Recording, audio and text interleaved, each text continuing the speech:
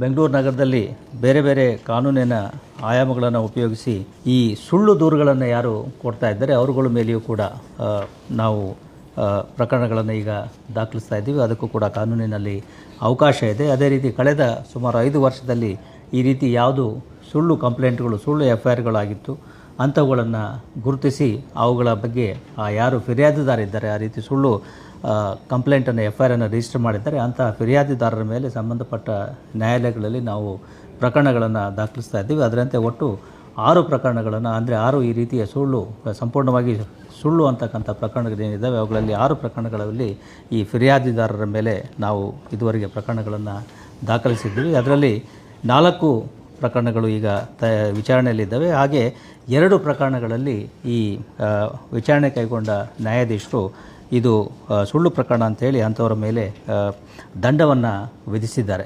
ಒಂದು ಸಂಪಿಗೆಹಳ್ಳಿ ಪೊಲೀಸ್ ಠಾಣೆಯಲ್ಲಿ ದಾಖಲಾಗಿರ್ತಕ್ಕಂತಹ ಹಲ್ಲೆಯ ಪ್ರಕರಣ 2022ರಲ್ಲಿ ಆಗಿರ್ತಕ್ಕಂಥ ಒಂದು ಹಲ್ಲೆಯ ಪ್ರಕರಣ, ಅದು ಸುಳ್ಳು ದೂರು ಅಂತ ಸಾಬೀತಾಗಿದ್ದ ಕಾರಣ ಆತನ ಮೇಲೆ 500 ರೂಪಾಯಿಯ ದಂಡವನ್ನು ವಿಧಿಸಲಾಗಿದೆ.